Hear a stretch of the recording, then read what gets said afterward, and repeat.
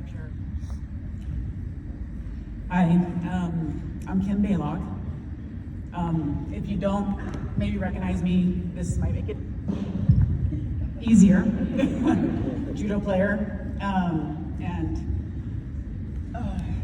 friend.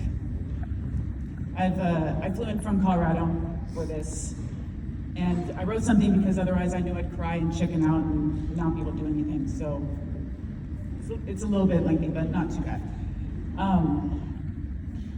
I started judo when I was about 7 in Arizona. So it was inevitable that my path would cross with Sensei Steve Owens. I've known Steve since I was approximately 9 or 10, and which is a long time and many years of judo and life advice. After I graduated from NAU, prior to graduate school, I took a position in Tempe, and during that time, Sensei Steve offered to coach me.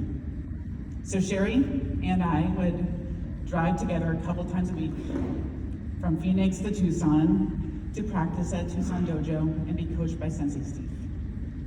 And Sensei Steve said I'd remember those times for the rest of my life, and he was right.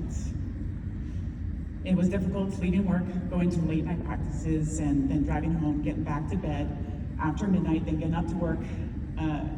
But it was worth it. Let's see, it's having an issue because of internet service. As with many of you, he remembers my matches better than I do. Even those I've long forgotten. Ones that I was like 8 or 9 years old. It's weird. I'd have to look at videotapes and you just recall what happened and who was fighting and how tall I was. Always about how tall I was. He was able to adapt my style to accommodate a recurrent injury, as he had done the same for many others. He gave me the confidence to defy many others' advice and to compete again, permitted me to continue on with judo when I'm not sure I can say I would have if it weren't for him. If it weren't for Sensei Steve, the trajectory of my life, I think, would have been different. And I have to get this thing because it's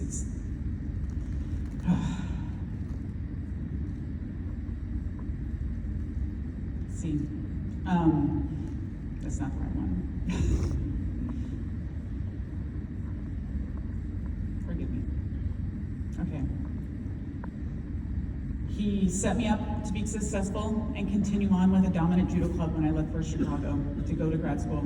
He secured relationships to make sure I was safe and protected. And this is just who Sensei Steve was. Even though he touted he was a mean guy and a jerk, and he loved martial arts and grappling and loved the people in these sports.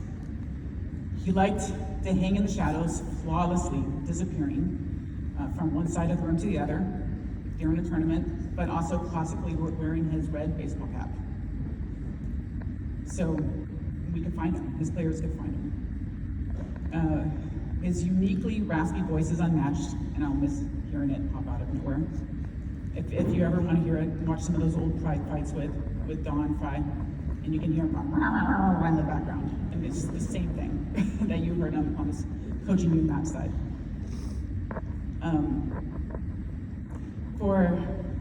For being such a short man, he was always a giant in the room. I loved Sensei Steve, and like all people of his heart and character, his time here feels far too short.